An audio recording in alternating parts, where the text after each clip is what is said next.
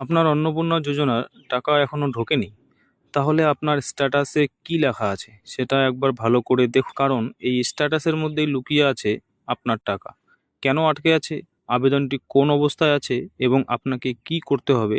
আজকের ভিডিওতে আমি এই ছবিতে থাকা স্ট্যাটাসের একে একে খুব সহজ ভাষায় বুঝিয়ে দেব। বিশেষ করে কোন স্ট্যাটাস দেখে কি করবেন সেটা শেষ পর্যন্ত বলবো, তাই আপনার স্ট্যাটাস যদি এই তালিকার মধ্যে থাকে ভিডিওটা স্কিপ করবেন না। তো 1 নম্বরে হচ্ছে ফর ফার্দার ভেরিফিকেশন। এর মানে হলো আপনার আবেদনটি আরও যাচাই করার জন্য পাঠানো হয়েছে।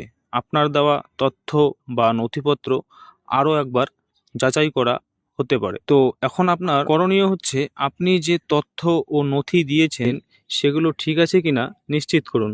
বিশেষ করে আধার, ব্যাংক ঠিকানা সংক্রান্ত তথ্য সঠিক আছে কিনা দেখে নিন। যদি কোনো তথ্য সংশোধনের প্রয়োজন হয় তাহলে কর্তৃপক্ষের মাধ্যমে সেটি ঠিক করার ব্যবস্থা করুন। এবার হচ্ছে আন্ডার প্রসেস। এর মানে আপনার আবেদনটি এখনও প্রক্রিয়াধীন রয়েছে, অর্থাৎ আপনার তথ্য যাচাই করা হচ্ছে এবং পরবর্তী প্রক্রিয়ার জন্য আবেদনটি এগিয়ে নেওয়া হচ্ছে। এমতো অবস্থায় সাধারণত চিন্তা করার দরকার নেই, অপেক্ষা করুন এবং আপনার মোবাইল চালু রাখুন। প্রয়োজন হলে SMS এর মাধ্যমে আপডেট আসতে পারে। 3 নম্বরটি হলো আন্ডার ইনকোয়ারি ইনকাম ট্যাক্স। ঠিক আছে, এই স্ট্যাটাসের মানে হলো আপনার আবেদনটি যাচাইয়ের আওতায় রয়েছে এবং সিস্টেম দেখা যাচ্ছে যে আপনি ইনকাম ট্যাক্স সংক্রান্ত শর্তের সঙ্গে যুক্ত হতে পারে। এখন আপনার করণীয় হচ্ছে আপনি যদি সত্যিই ইনকাম ট্যাক্স প্রদান করে থাকেন তাহলে এই বিষয়টি অস্বীকার না করে সঠিক তথ্য অনুযায়ী ব্যবস্থা নিন। আর যদি আপনার ইনকাম ট্যাক্স সংক্রান্ত ভুলভাবে দেখানো হয়ে থাকে তাহলে সংশ্লিষ্ট কর্তৃপক্ষের কাছে বিষয়টি যাচাই করাতে পারেন। আপনার তথ্য সঠিক হলে স্ট্যাটাস পরিবর্তিত হতে পারে। 4 নম্বরটি হলো bank validation failure error code 2। এবার আসি খুব গুরুত্বপূর্ণ একটি স্ট্যাটাসে। এর মানে আপনার ব্যাংক অ্যাকাউন্টের তথ্য যাচাই করতে সমস্যা হচ্ছে। ব্যাংকের তথ্য, অ্যাকাউন্ট ডিটেলস বা IFSC সংক্রান্ত কোনো সমস্যা থাকতে পারে। প্রথমে আপনার ব্যাংক অ্যাকাউন্ট নম্বর এবং IFSC সঠিক আছে কিনা যাচাই করুন।